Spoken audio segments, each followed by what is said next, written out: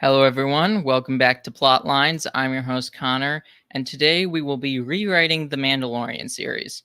Now, I think this Mandalorian series that came out on Disney Plus was, in some ways, a breath of fresh air at the time that it came out, but I think it soured over the 3 seasons that it was out.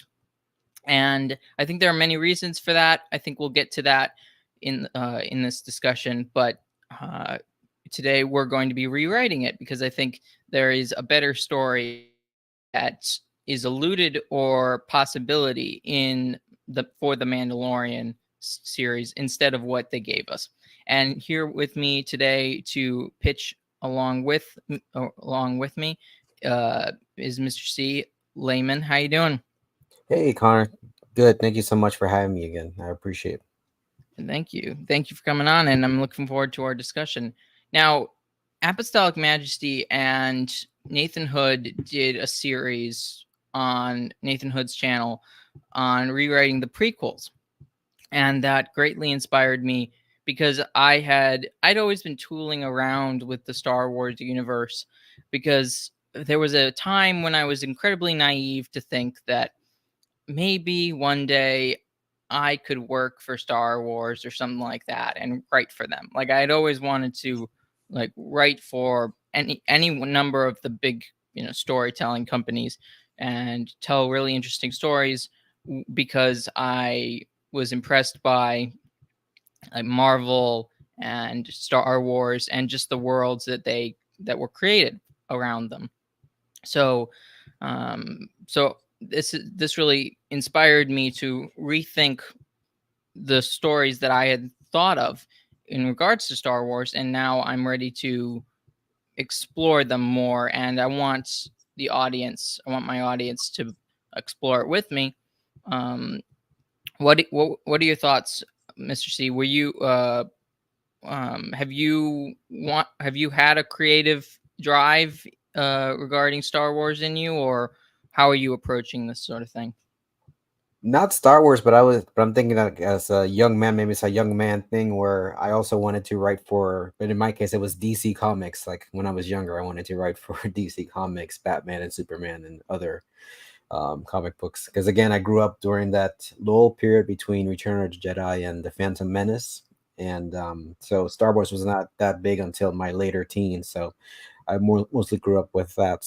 And yeah, sometimes I do think about Star Wars, like what would I do for like the prequels myself? Like I would make Anakin older, like most people would, and things of that nature. So this is going to be a fun exercise in that, at least rewriting the Mandalorian. So Yeah, and if you want to see the rewriting of the prequel trilogy by AM and Nathan Hood, I have a link in the description in the uh, below, so please check that out. It's They did an excellent job. Now, it's highly recommended. Also, their historical insights are very worthwhile. oh yes. AM's more the historian, but yeah. Well, actually, they're both historians. What's wrong with me? Um, but AM does more history videos. Nathan does more fiction and you know like Tolkien and stuff like that. Anyways, so we've got the Mandalorian. The base. I mean, let's think about sort of just the Mandalorian that we got. It seems to me that they were taking the bounty hunter idea from Boba Fett, and they wanted to make that sort of the basis for their story, but they also really wanted to tell a broader Mandalorian story, um, which included Bo-Katan and some of the stories that were fleshed out in Star Wars Rebels and the Clone Wars and stuff like that. And my premise going into this is the only stories that I accept as Star Wars sort of canon, I guess you could say, for this uh, drafting that I've done for the Mandalorian is uh, George Lucas's films, so the six, and the Clone Wars. Those are the sort of And not that I'm discounting everything else, but those are the things that I'm taking as I need to follow, and I want to use as, and I can use other aspects from other media within Star Wars to build upon the story. Um, so that's my main approach, and I think that the Mandalorian, because they were wanting to tell two different stories, sort of in the Mandalorian, it really threw them off. And part of me thinks it's because they knew people would want to watch a Mandalorian TV show, and people would definitely want to watch the Din Djarin parts, basically. But they didn't think necessarily anyone would grab onto the show if you made the show the Bo-Katan show. So they basically sidelined Din Djarin in the third season in favor of Bo-Katan, but that was a terrible strategic as well as narrative strategy. What do you think, Mr. C? It was because I actually watched all the episodes except for the last one because I was so deflated and disappointed. I haven't still haven't watched the last episode of season 3 of the Mandalorian. So it really truly fell off. I think it had its highs with season 2 especially, but season 1 was good as well, and it's a neat concept. But I think that the Grogu story, Din Djarin's origins, and also the Bo-Katan, Mandalorian, like they just did not find the right mix, and they had some years to work on it too. I mean, the Book of Boba Fett itself was like season 2.5, because it really reunited the two characters, Grogu and Din Djarin. So yeah. And the Book of Boba Fett was terrible. It was absolute garbage, in my opinion. An incredibly boring story. But we'll get into that. I'm personally also, I don't think of Boba Fett as a Mandalorian. Now, I think Mr. C is probably going to, his version of the story will probably be the opposite of that. But I think the Clone Wars or I take George Lucas's perspective, or what I think is George Lucas's perspective, that Jango Fett was not a Mandalorian. He got the armor somehow, probably in combat or something like that. And also the way George Lucas set up the Mandalorians in the Clone Wars TV show, and I know you can also say that maybe it was more Dave Filoni, but at that point still George Lucas was, overseeing the whole story, the whole process. The way the Mandalorians are set up, as they are sort of a warrior Germanic, what else? Warrior Germanic, sort of Viking-esque, civilization. They're very pale. Some are blonde. Some are, redheads. It's basically a very monoculture in the Mandalorians. And I think Disney Star Wars basically turned it into something that was, heavily diversified, which is just diversified and very female centric. Which, I mean, it's not like there wouldn't be a possibility of female warriors necessarily in sort of those barbarian cultures, but it wasn't as prevalent because they just physically can't compete.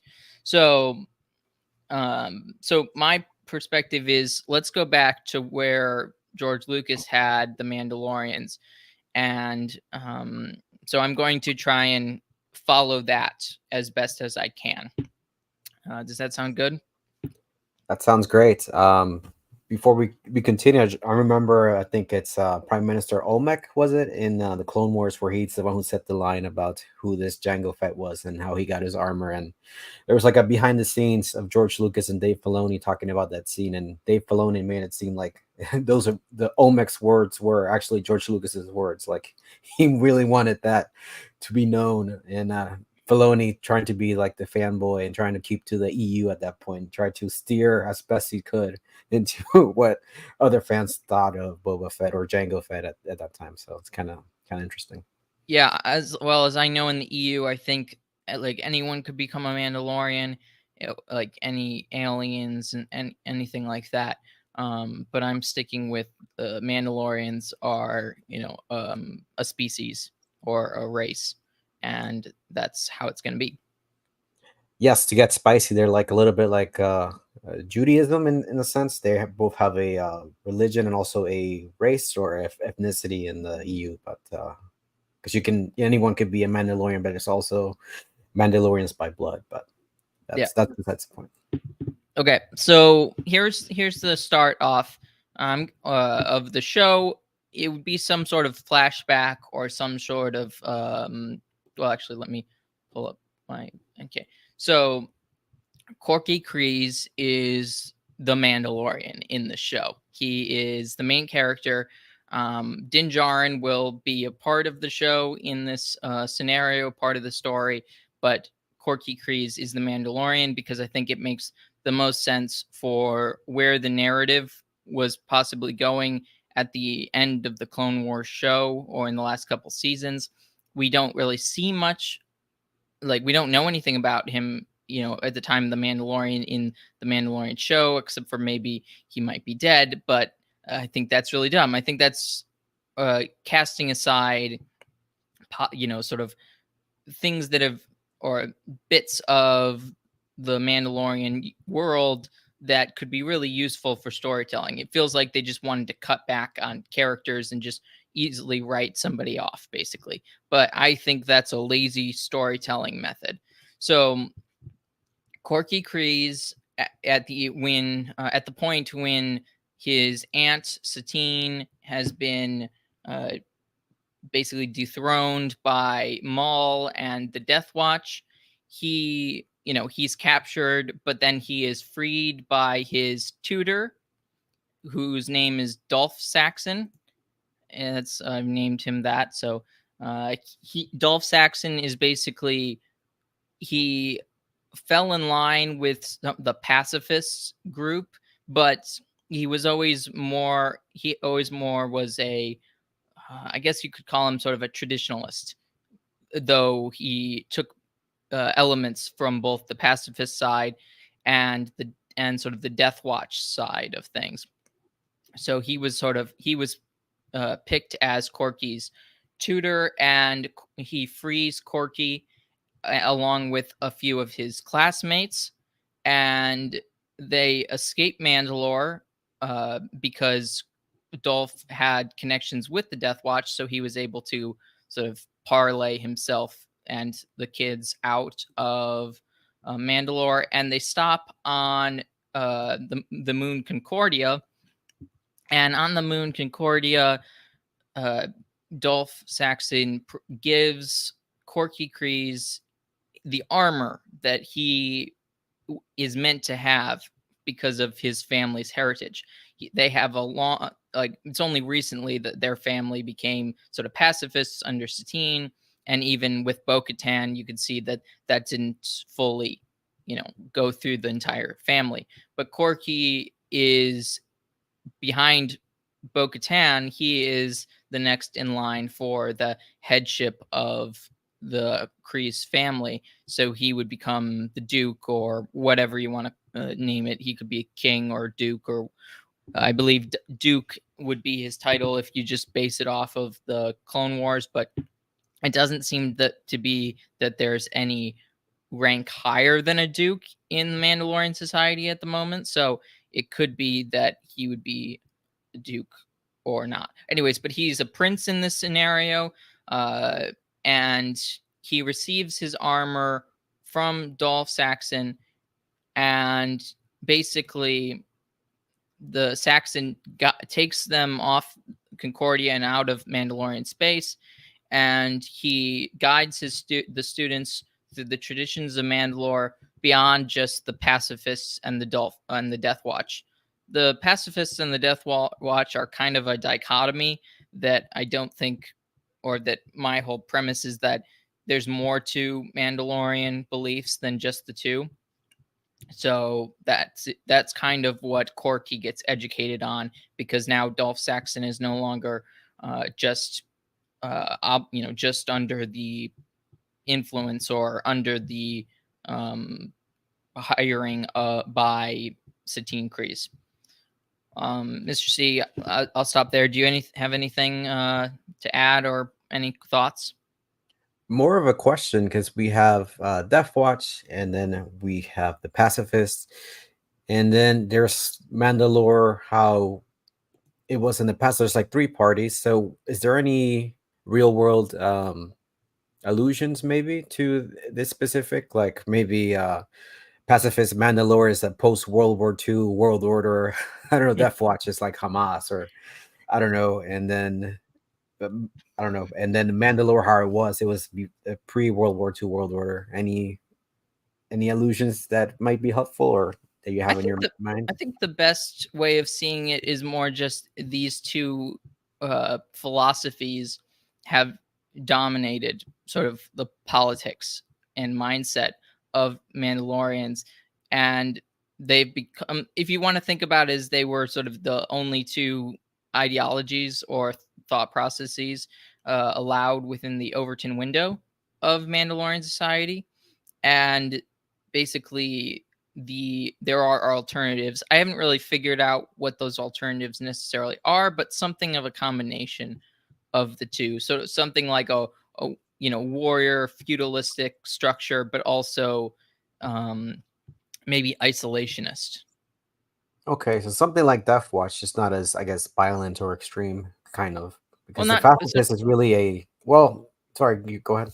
well. Death Watch seems to be more of a I don't know, like a aggressive philosophy. Sort of Expansionist too. expansionist and sort of terrorist Okay. focused, and like keep making all people warriors basically, which I don't think that needs to be a part of the which I guess what you could say is that there would be a warrior class, but not necessarily every person would have to be a member of the warrior class, which I think Death Watch kind of proposes that every member of society is part of the warrior class.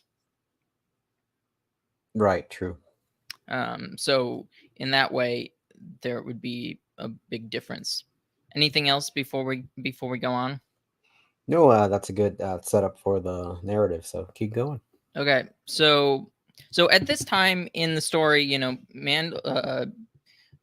let's just go back to Mandalore briefly.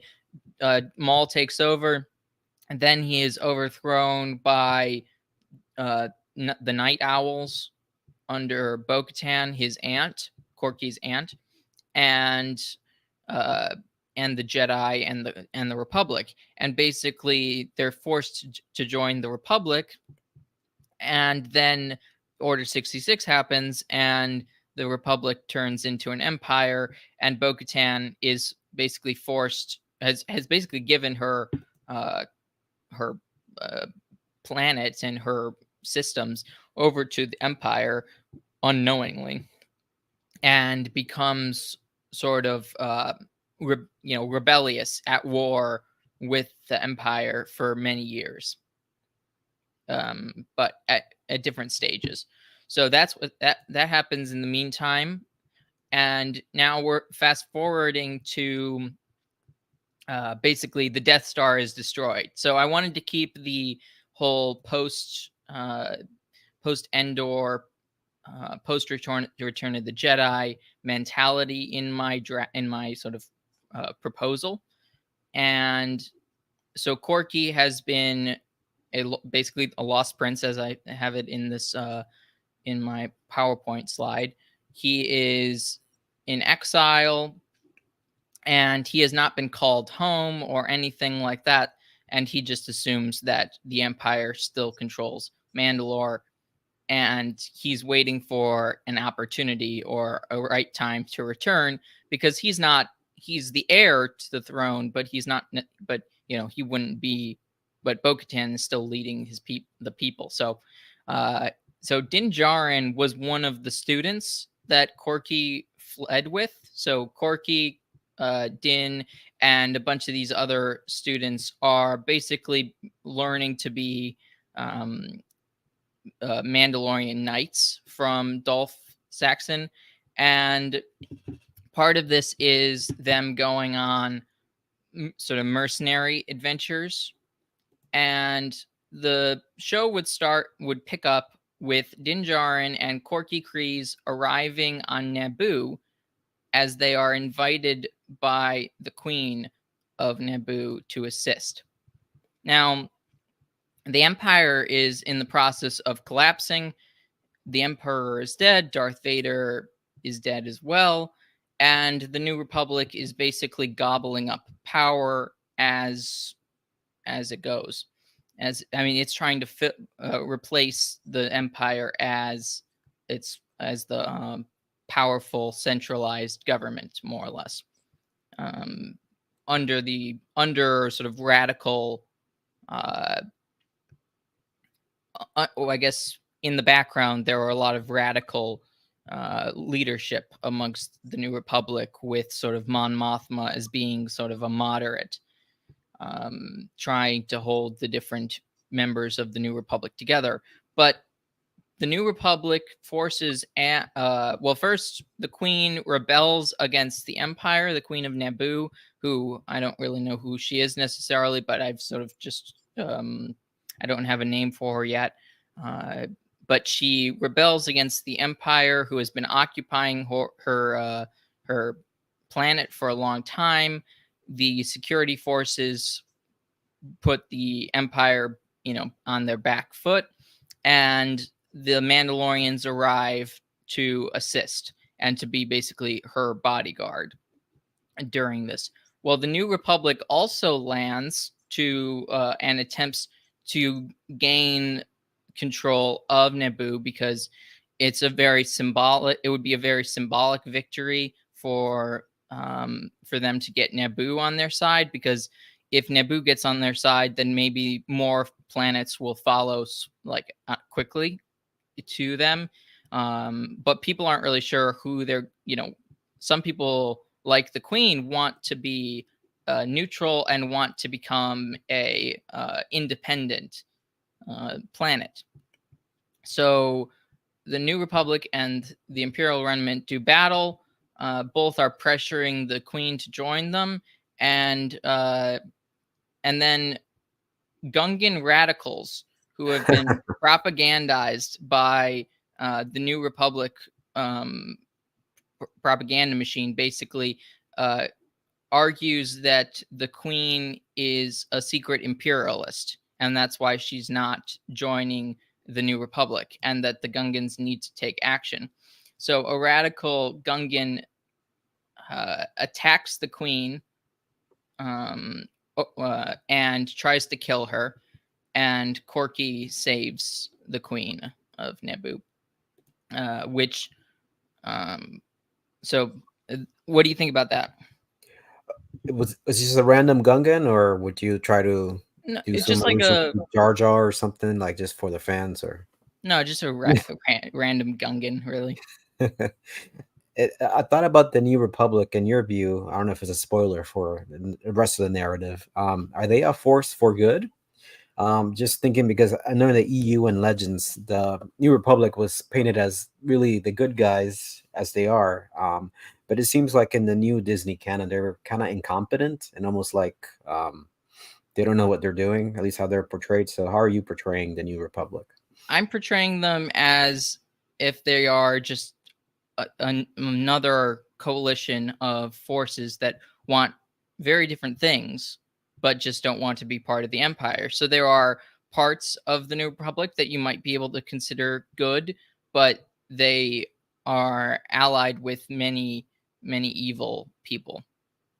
Okay, cool. So there's this struggle within the New Republic that's, between sort of some radicals and more moderate people. And sometimes and because it's more or less, is originally more like a military organization, not really a political one, that, people take into their own hands, and, not like Mon Mothma's not controlling everything on the ground or anything like that. So it's very difficult to control these radicals. Yeah, just like real life, they have a common enemy. Once the enemy is vanquished, all these people would have very real differences. So how are they going to settle those differences? So. Exactly. And with the collapsing empire, it's giving the radicals opportunities to take more power. Anyways, then the empire makes a last final strike against Naboo because they are, because it's becoming clear that the New Republic and the Naboo forces, as with the Mandalorians, will defeat them. They are, they're on the back foot because of the destruction of the Death Star, and they're in chaos because they don't really have strong leadership. Now they make one last big attack against a facility holding a big secret that the Queen's been trying to keep secret for a long time.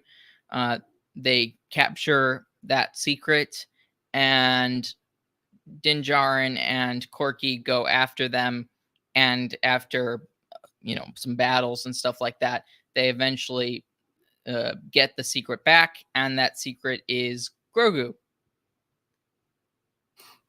Nice. So You're really tying it in. Okay. yeah, I thought that was one of the main parts of the story that actually holds up. Sort Okay. of the relationship between Din Djarin and Grogu, sort of the father and son mentality. But I think there are some crucial problems with that story that I wanted to fix as well. But I also don't think it should be the main story. I just think it should be sort of part of it. So that is the basics of that story, and then then they bring him back, and sort of they learn from the Queen that he was a Jedi youngling, and that the queens of Naboo have been keeping Grogu safe ever since the fall of the Jedi Order. Because no matter what you think of the Jedi Order necessarily, I mean, Grogu's a child. Everybody on Naboo was pretty much on board with protecting Grogu. Would this be part of Padme's legacy that she wanted to really took care of the Jedi and the queenship of Naboo really followed suit? I don't know. I think it's more so, when when shit hits the fan, basically, pardon the language, when people are, doing unspeakable things against those who are innocent, I think it's just natural that the queens of Naboo would be willing to protect them. I don't know if it's Padme's influence necessarily, but I like how in AM's version of the prequel trilogy, she basically stays queen. It would Right. be. I also don't think the elective monarchy electing little girls makes any sense. So, um, just let's just say it's another family member of hers as queen. So I guess you could say the legacy is maintained because of that. No, yeah, and I like the rewrite that also it's has to do with her father dying in under suspicious circumstances. It makes more sense than what Uncle GL came up with. Yeah, well, to be fair, I feel like he didn't fully if he had just allowed himself to um uh I don't know, develop it more. In some ways I feel like he just kind of uh ignored key concepts that he just kind of said and then moved on, if that makes sense. Yeah, like I was always wondering about this whole slavery angle. Like I thought that would be a big deal in episodes 2 and 3, but that never came back. On the That's a Clone good Wars a little bit, but not Yeah, right now. that's a good point. It's a bit strange. Um Anyways, so the Queen declares neutrality after negotiating with the Gungans to support her, and basically the New Republic has to comply. So the New Republic, their attempts of taking control of Naboo are thwarted, and Grogu is basically uh, taken on by the Mandalorians as they're protecting him until they possibly can get him to maybe his actual family. Would that be part of the narrative about the Yoda species, or Possibly, but we're okay? not really. I'm not going to get into that in this part of the story, at least. So that might be possible after. That could be a sequel, sort of, to what I have planned. So, uh, and we're focusing more on the Mandalorians because that's what it's called, the Mandalorian. It's not called the Grogu show. The Grogu So show. I'm not really interested in delving just into Grogu. That seems like that would be a Din Djarin show, kind of, not Mandalorian show.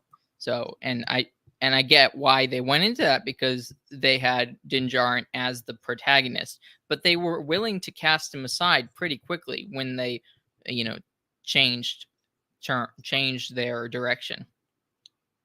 Yeah, that's just self-evident, especially in season 3, like you mentioned earlier. Yeah, which doesn't make sense. It's called The Mandalorian. It's not called Mandalorians. If it was called Mandalorians, then I could see that making any sense, but it doesn't make sense. So you have to have a single protagonist, and that for me is Corky, because I think it makes sense for actually what the writers wanted to delve into overall. But it probably would have involved, I don't know. It just wasn't in their wheelhouse. Maybe they didn't want to deal too much with royalty, even though or they didn't want to make it, male centric with Mandalorians, even though, it makes more sense to make the male centric than female centric, especially with Star Wars is a male centric. I mean, George Lucas said that Star Wars is about the relationship between fathers and sons. And then Disney Star Wars has basically turned it into the feminist stories. Well, maybe the And writers did want to do that, but then BlackRock said no, you have to steer it this way. I don't know, but the point is that even what George Lucas says Star Wars is principally about, they went away from. And I would think this story falls more in line with that, because eventually I would like to see Corky get married, have kids, and then you have a continuation of the Mandalorian bloodline and stuff like that, of the Kreese family, and seeing, where that leads. But you know, I see Corky as kind of an Aragorn type of character, if that makes sense. I can see that Strider, like, doing his own thing, but then having to, accept his position. Yeah. Yeah. So Fen Rao, the leader of the Protectors, which is basically the elite bodyguard of the royalty of the leaders of Mandalore, arrives on Naboo after hearing of the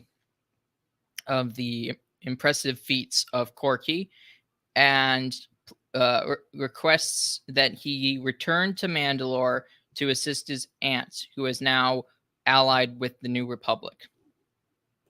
Now, Fen Rao, one of the things that he comes to him about is the fact that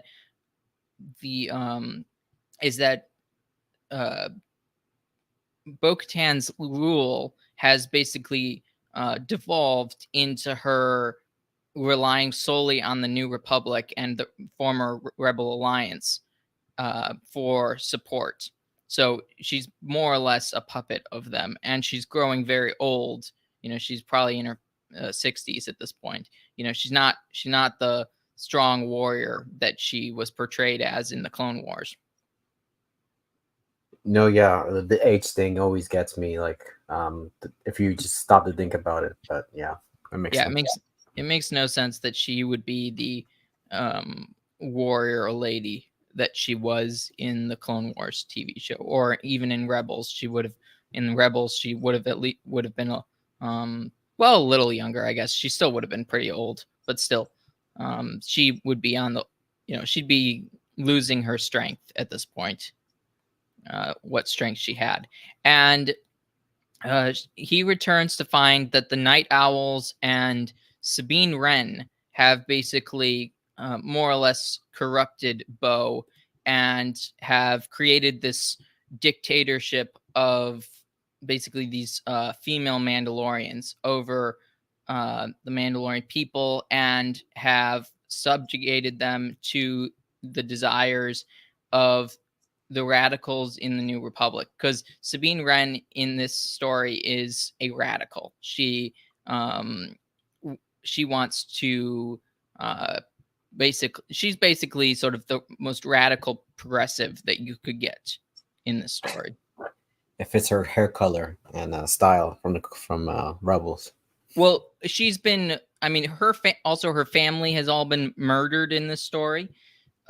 So she has really bought into some more real radical ideas because a lot of her sort of what was tethering her to reality has basically disappeared. Mm. And when the Mandalorians, along with Corky and Din Djarin and Grogu, arrive on Mandalore, she alerts Luke Skywalker to Grogu's position, because she sees Jedi and thinks that they've like kidnapped him, basically. Nice, a Luke cameo. I'm interested to see who else that we know that will pop in or out. Yeah. So Luke shows up, or Luke will eventually show up, not yet. But Corky pleads for his people to be neutral and refrain from joining the bloody war, because no one really knows where who's gonna come on top, basically, and it's not clear by a lot of the by a lot of evil things that both the New Republic and the Empire have done in this war, whether or not one side is good or the other. And the presence of radical groups in the New Republic is not it does not make Corky very willing to support the New Republic. And Mandalore has a long history of being independent, and Corky would like to see that restored. So his temperament is really like Aragorn, like he just wants the best for his people. Yeah. I mean, he sort of grew up seeing the constant conflicts between his people, and their leadership has been unable to bring Mandalore together. So Luke arrives and confronts the Mandalorians, and basically he thinks it's his right to take Grogu back to the Jedi Order because that's where he was.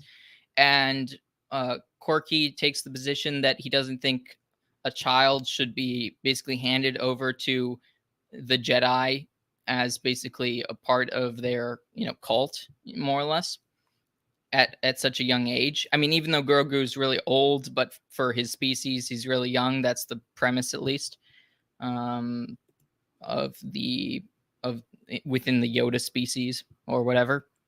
Anyways, it becomes a sort of a standstill because Luke recognizes that being the nephew of Bo-Katan, he is under her protection, and he does not want to possibly force a battle with the Mandalorians, because he also has heard the tales of the wars between the Mandalorians and the Jedi.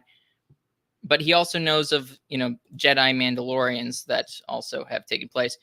Sabine still has the Darksaber too, just FYI, which has helped the Mandalorian help gain legitimacy and rally the Mandalorians against the Empire. So that's also a part of it.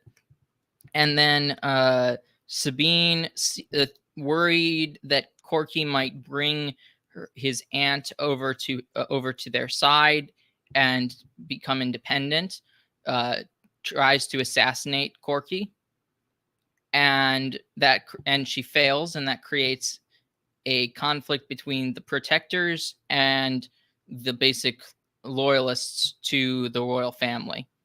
And then so basically there's a war between the Night Owls and the royal faction.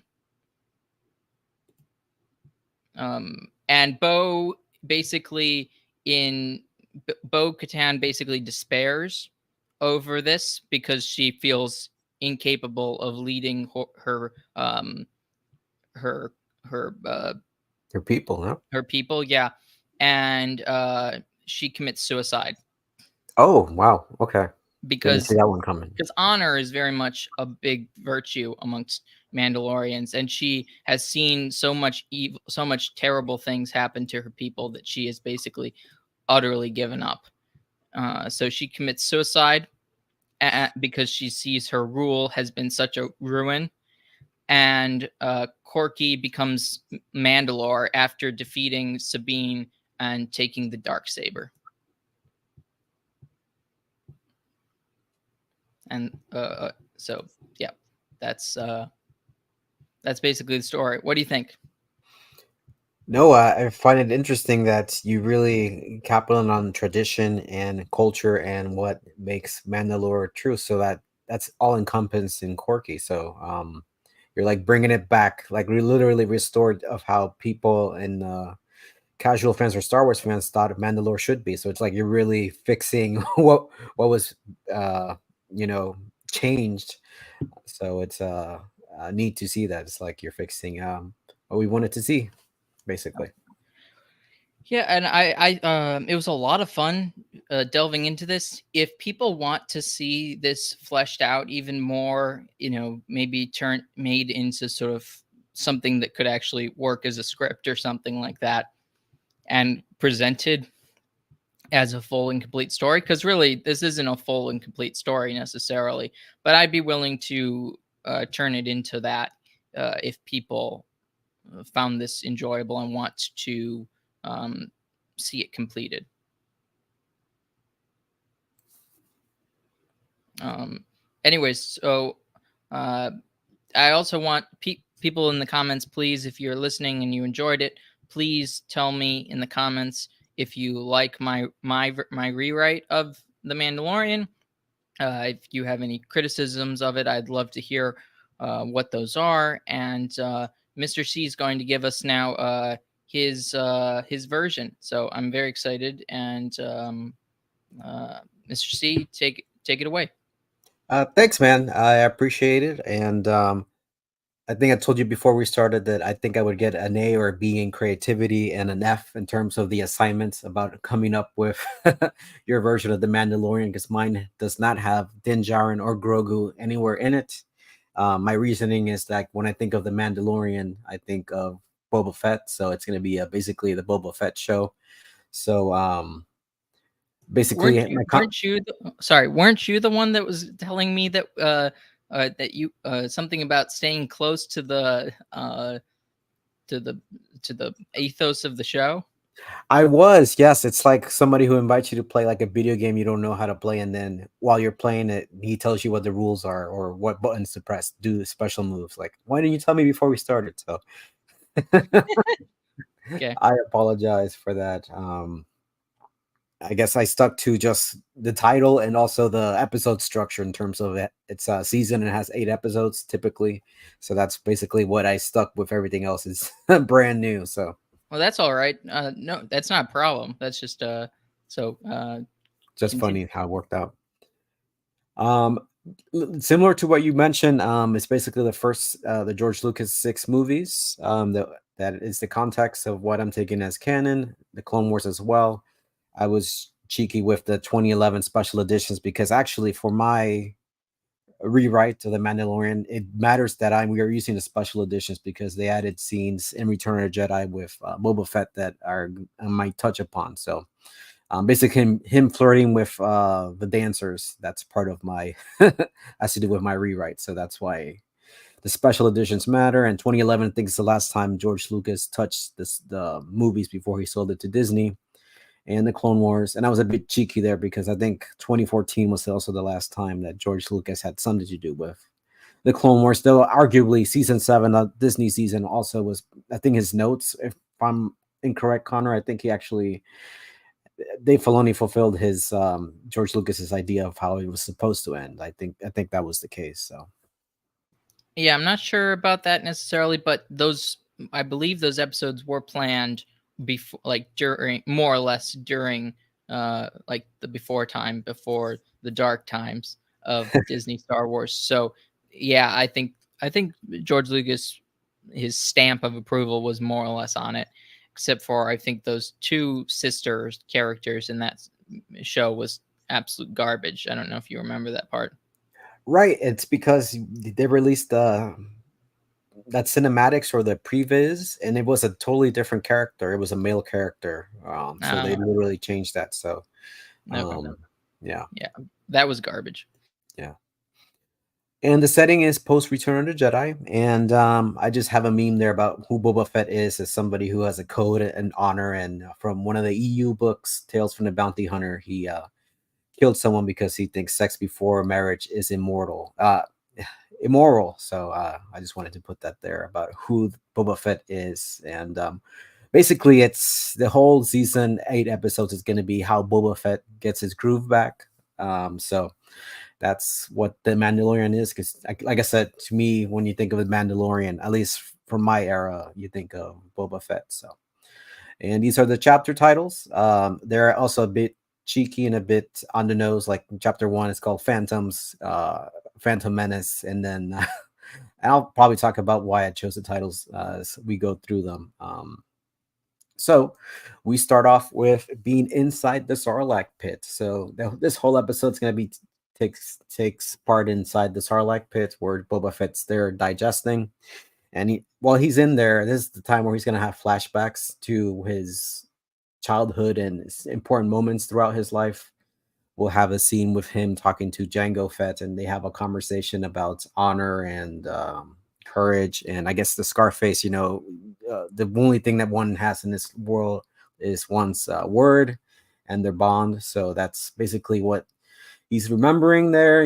Like he's dying, so he's having all these flashbacks. You'll see scenes of the death of Jango Fett. Maybe some Clone Wars scenes will be reanimated. I don't know if that's feasible, but basically, it's a almost like a previously on episode of the Mandalorian. So that'll be chapter one, just him thinking about all these things in his past, so setting up Boba Fett. So for new viewers, is like who Boba Fett is and who he was, and the only little wrinkle I'll add is that in my scene, we're gonna talk about the day before he got into his Sarlacc pit when he was in Jabba's palace. I don't know what reason, but somehow he'll have the lowest point of his life. He was out drinking, or he was doing death sticks or something. He was not his he was not his top notch self, and that's why I wanted to emphasize that he was flirting with the dancers at Jabba's palace. Maybe we'll have a spicy scene of him in bed with two of those dancers or something. I don't know, but basically, this was the lowest, and he was not at his best. So that's why Han Solo and Luke could beat him, or Han Solo can just hit him accidentally, and he could falls into the Sarlacc pit. So he's Yeah. basically um, regretting, like, how did I end up here? Basically, also, as that meme goes, how did I end up here? So what you're kind of doing is putting a prologue into the first episode. You're doing a prologue episode, well, with the elements, within the flashbacks, basically. Correct. Yeah, that's basically what episode one is. And Phantom, because he thinks about his past, and again, the title is Phantom Menace, just as a cheeky title. So yeah, that's the first episode, and then he basically uses his, I don't know, maybe he has some kind of old tale about him and Django about his jetpack not working or working. Like you hit this button, and then he remembers to hit the button, and then he just shoots out of the Sarlacc pit, and it ends with him being in the desert of Tatooine. And yeah, episode two is basically Jawas find him because Jawas are scavengers, and they find him because, as you remember, the sail barge blew up, so the Jawas would go over there just to find parts. And then this was Tusken territory, so then they scatter, and then the Tusken raiders find him. And I'm gonna borrow a lot from the Book of Boba Fett, instead of the Mandalorian seasons 1 and 2, and that the whole him being a Tusken Raider, we're gonna condense that into one episode, and basically he gets his groove back, and they heal him, and then he becomes part of the tribe for just this episode, and just yeah, and just becomes a they heal him until he can come back to society. So that's what I have there on the right, and then and maybe they tell him stories about this Anakin fellow who came and slaughtered our people, and it's like a legend. I just wanted to add that in there as a Easter egg. So that's basically what I have for episode 2. Him getting his groove back, and with the Tusken Raiders, he eventually leaves the tribe because they tell him that I don't know, maybe we'll do something about tribes and who your people are and how you're a good warrior, but you're not one of us. So you know, so they let him go, or he goes. So that'll be the end of episode 2. Um, what do you think so far, Yeah, Connor? I'm enjoying it. It's I mean, it's really just it really is Boba Fett's story, and it's good that you picked one main focus. And I don't know if I would be the right audience for this show, just because Boba Fett was never a big part of my view, like my experience with Star Wars. But this will definitely give people what they want with a Boba Fett show. Yeah, maybe it's a thing of my generation because Boba Fett was basically the Darth Maul of the prequel era. If that makes sense in terms of him being the cool guy who had little screen time, but yet everybody loved him. I myself, growing up, I'd actually had a lot of action figures. I didn't have any Boba Fett action figures, so even me, he was just a cool character, but not one of my favorites. Um, but yeah, but the EU and Legends ran wild with him, and I just wanted to, I guess, take that forward because Disney always talked about having a Boba Fett series and stuff, and we did get one, but it was not good. But I wanted to rectify that, so it's almost like rewriting the book of Boba Fett, basically. Totally missed the point, but we'll continue on with this You, rewrite. yes, you submitted the wrong assignment. I did. That's terrible because I'm a high school teacher myself, or was one, so I did that for 5 years. So I would also be annoyed, but we'll keep going. All right, chapter 3. We'll call it status quo, and it's basically he gets out of the tribe, and now he has to like find his armor and find his ship. So that's basically what this episode's going to be about: him going back to Jabba's palace and just basically trying to reform who he is and remember what the Mandalorian code is all about. And I think interspersed here will be the antagonist of this season, which is, I'm just going to spoil it and just talk about it, is basically my twist is that Boba Fett's, or somehow it's convoluted, but my whole thing was that he was a twin, so he has some kind of another brother that was also unaltered that he did not know about, or that the Kaminoans lied to Jango Fett that said he died at birth or something, and he grew up and he's resentful of clones and people that look like him. So there's this guy out there who looks like Boba Fett, who is out killing clones, and and basically it'll be a showdown between Boba Fett and this guy who his brother or his twin brother, and trying, and again it goes ties back to family and that George Lucas concept. So I wanted to integrate that, and again it's a stretch having a twin, an evil twin, but I think in killing clones, but I think it just gives a purpose to the show, and it gives a purpose to Boba Fett's mission, because he's going to be back a bounty hunter, and bounty hunters are almost they have a code, but they're not really the good guys. So in order to have an antagonist, they have to be worse than the protagonist, right? And I think somebody who goes around killing people just because they I don't know, they look good, he doesn't like them, he hates, basically it's like a racial thing, even though he looks like them, but he thinks they're abomination. So maybe they'll talk about genetics or bring that part, but that is what the whole trust of the season is. And this episode just basically, okay, I'm gonna get my ship, the slave one, um and it ends with him getting the ship.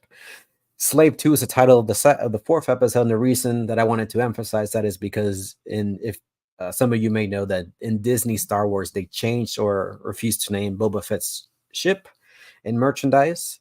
They don't like the name Slave, so I don't know if they renamed the ship or they just like if you look at merchandise, it's called Boba Fett's ship or the Fire Spray, which is the type of ship it is. And so I just wanted to double down and say, I mentioned that the ship's named Slave One, and Slave Two is a play on the fact that he's gonna redo his ship and make it a Slave Two, the number two. But then TOO has to do with his first bounty assignment, which is having an assignment from the slavers, and that were premiered in the Clone Wars, or at least extrapolated on. And it's funny that Clone Wars episode was one of the few episodes where it was actually adapted from the Clone Wars comic book series that was happening when the original Clone Wars were going on. So what's I think that and another episode which I can't think of are the only ones that were adapted in the series. So um, as you can see, they had the Ahsoka looked a lot more like Princess Leia slave outfit, which also is not allowed in Disney, her slave bikini, but as opposed to what happened in the original Clone Wars episode. So, anyways, he has an assignment from the slavers.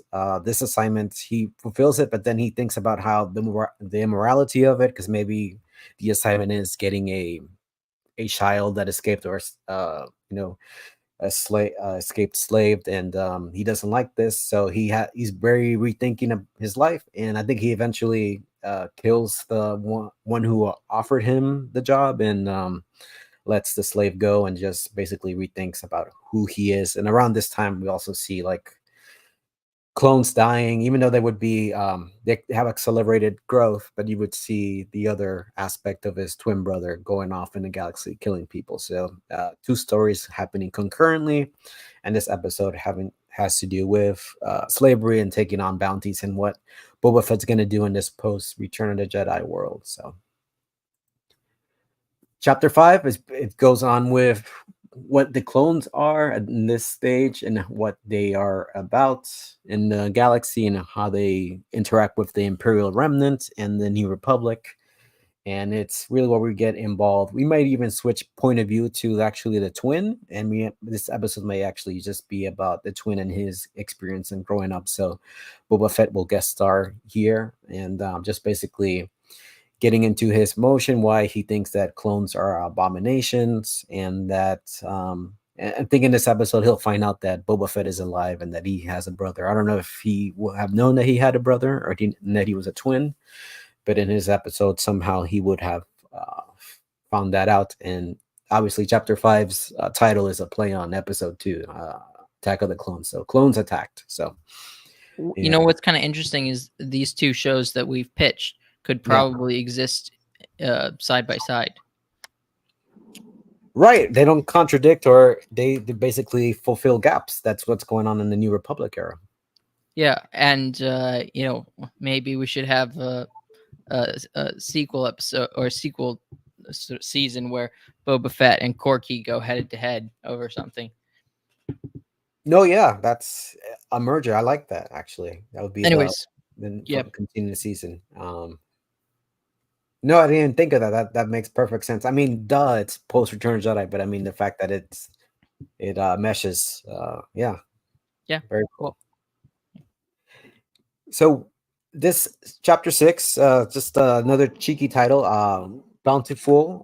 It basically, this one's a bounty episode because we had the slaver bounty arc or episode, and I wanted another because Boba Fett's a bounty hunter. So let's have just a episode that's like a self-contained. I'm going out on a bounty. I'm gonna meet bounty hunters or be in competition with them. So this is basically a like one-off episode, which some series sometimes have. Like they have like a musical episode or some episode that's like not the norm. So this is basically Boba Fett's a bounty hunter. Okay, this is the episode where he's back. He got his groove back. He has a bounty, and he gets payment. And basically, it's him interacting with Bosk and Dengar if they're still alive during this period, and maybe some of the background in terms of what's going on in the New Republic and his twin brother, or maybe we'll call him Beta, because I think Boba Fett's name is Alpha now because of the what do you call it? The Bad Batch season 3. I think they alluded to that. I don't know if you're watching that, Connor, but I haven't been watching, but I think in Wikipedia somewhere it mentions that originally before he was named Boba Fett, he was called Alpha. in terms of what the Kaminoans were doing. So Omega being the the last female that they made in the Bad Batch, but I guess if they're twins, I'm gonna call the second one Beta or something. So Yeah, uh, I think that's true. So, yep. yeah. So yeah, so Bountiful. What did I call it? FOOL? Because maybe there was, I don't know. It's I just wanted to do a play on words, and maybe there's comedic elements in this episode about them trying to get a maybe a moving target and just hijinks into, and then we also would switch back to his twin brother Beta and what he's doing, and yeah, I think it'll be probably a highlight episode and on this 8 because it'll be the one that's like, okay, this is what a bounty hunter does, and how Boba Fett is different than the other bounty hunters. Maybe they don't have, maybe they're immoral, maybe they are, being degenerates, and Boba Fett's like, no, I'm not a degenerate. Or the one time I was the night before the sail barge incident, and cost me, so I better, stick to my beliefs and what Jango Fett or my dad has taught me. So that's episode chapter 6. And chapter 7, it's a play on two titles that came out in the EU, Bloodlines and Blood Ties. So I'm going to call it Bloodlines and Blood Ties. And basically, this is where, even though we talked about Beta before and his point of view, this is where Boba Fett learns everything about his brother and what's going on and the clones dying. And that's where it really picks up.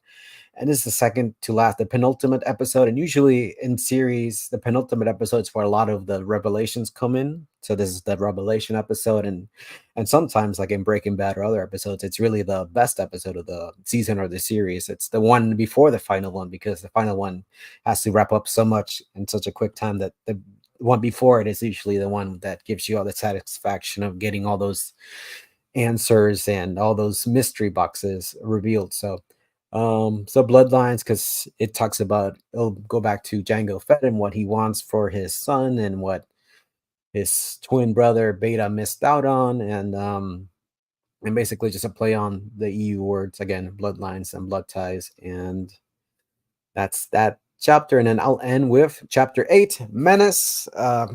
The Phantom Menace is episode 1, so I broke up. Chapter 1 is called Phantom. The last chapter here is called Menace, and it's basically Boba Fett has to hunt down his own brother. He's gonna have reservations about it, and it's basically a standoff, and he eventually kills his brother unwillingly, but he does, and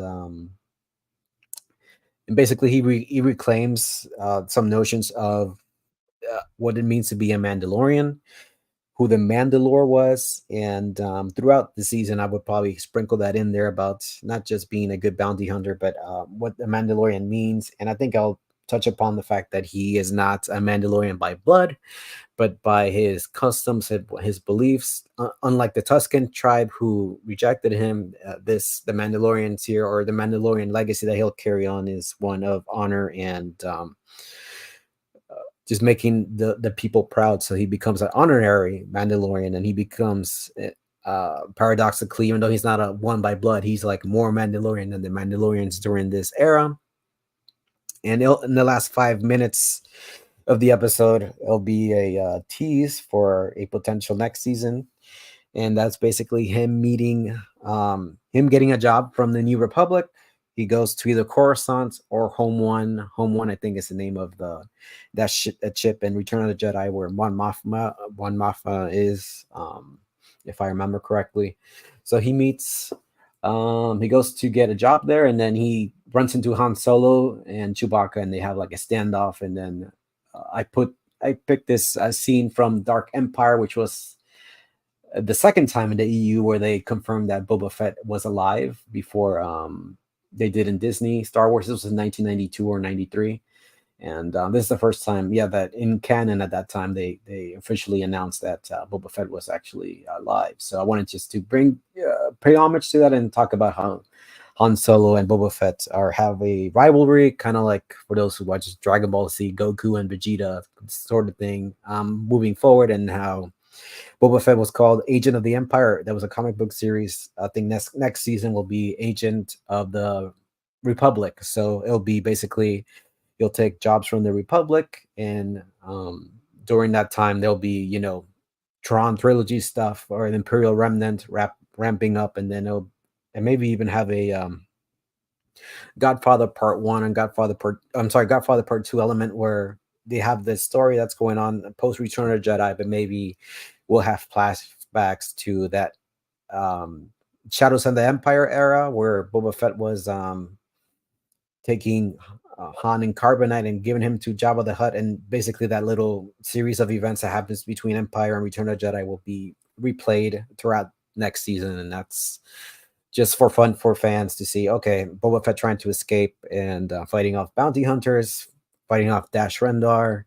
Maybe they'll cameos from the, you know, and their prime, Luke in them, and I guess I don't know what the next season will be, but basically this season was all about Boba Fett getting his groove back, then understanding what the Mandalorians are and how he can become the best of them, even though he was not one of them. And yeah, that's my thoughts on rewriting the Mandalorian. Again, when I think of the Mandalorian, I think of Boba Fett, and I broke it down in these episodes. So Okay, sounds good. Um, Now, have you thought about sort of bringing in like the clones, like famous clones from like the Clone Wars TV show, old and more or less, uh, you know, Boba creating a clone Mandalorian clan? yes, that could be a good. I'm pretending like I thought of that, but they would have popped up periodically. We probably had Rex and another what do you call it? Other cameos.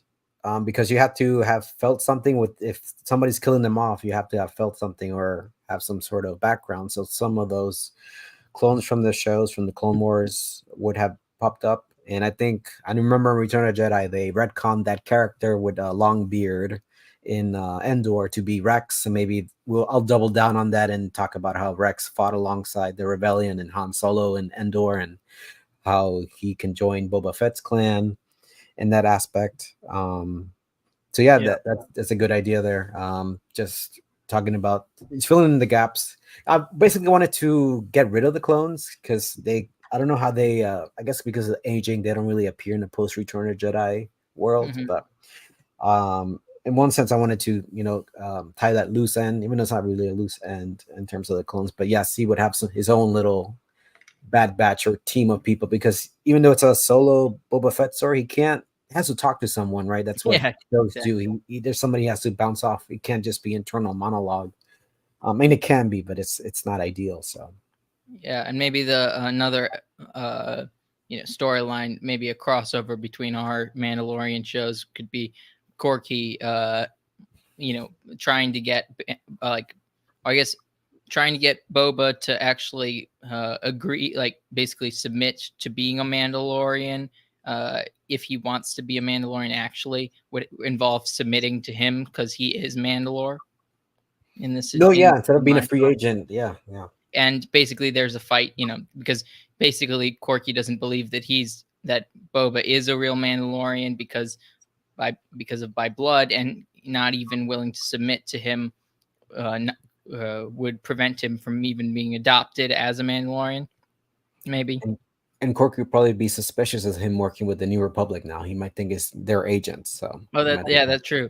And also, we can say that this is a part that I forgot. At least I think I did in my storytelling of one of my plans was that Luke, after sort of the civil war between the two factions of the Mandalorians, Luke would come to an understand. He would sort of battle Corky, but eventually come to an understanding with him that Grogu could return to the Jedi Order when he's old enough, and that the Jedi should stop uh, basically bringing in younglings, and instead wait till they're older and see if they actually want to join the Order. I like that. And Luke can even make a joke about when he gets older, if I'm still around or something, because how they age so slowly. So What do you mean? Wait, what? no, because Grogu, he ages slowly, Oh, right? So yeah, Luke, when he gets older, Luke might not be around alive, yeah. So, That's true, right? Yeah, I forgot about that. I didn't even think about that. Yeah, who knows if it will be Luke by that point? But the point is kind of taking away some of this, when sort of reforming the Jedi Order a little bit, and basically maybe he could this could be part of Luke's detaching himself from the New Republic, like the Jedi becoming no longer part of being seen as like the same thing as the New Republic. Yes, and that's a rad trad or a traditionalist Catholic. I hate to say it, but the Jedi Order needed a quote unquote reformation, so that's what Luke is doing, a type of revolt. Yeah, I don't think it's rad trad. I think it's just trad in this situation. It's not that radical, but it takes a more or a different perspective on the New Republic, given what Luke sees with the fact that Sabine tries to assassinate Corky and stuff like that. Yeah, it's just a better way of doing things, like something that, yeah, the sequel trilogy failed miserably at. So yeah, like they could have done something that actually made the Jedi Order even better or reforming or something like that, but instead they just decided the Jedi Order needed to die, except for Rey because she's so amazing. yeah. But then she apparently became a Skywalker instead of a Jedi, which doesn't make any sense. Anyways, I mean, the Disney Star Wars is a mess, but I think this is taking what we've done here today is taking the mess that was Disney Star Wars, an aspect of it, and sort of redirecting it and putting it into more conventional ways of Star Wars before Disney took over. Yeah, it has George Lucas DNA, which is so important and so missing nowadays. You can just tell. I think he'd be somewhat happy with it, though. I think he wouldn't agree with me in the sort of New Republic being a this villainous organization, or slightly villainous organization, maybe. Maybe not. He seemed like he was countercultural. He was a hippie, so maybe. But he did try to portray him as a good guy. It's the rebellion, right? Always a rebel. So. Yeah, exactly. So who knows? I don't know, but maybe his perspective would be once the rebellion becomes an actual government, then it loses its its good qualities. I don't know. But in the comments below, please let us know which version do you like better. Which of our two drafts or proposals do you like better? Do you want me to delve deeper into my version of it? Do you want a sequel episode of this? Something that we can go.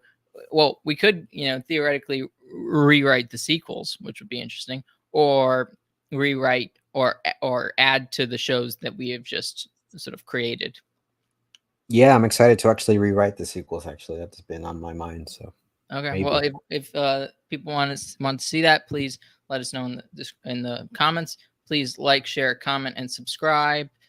Thank you everyone for watching, and God bless. Bye everyone. Thank you guys. Bye.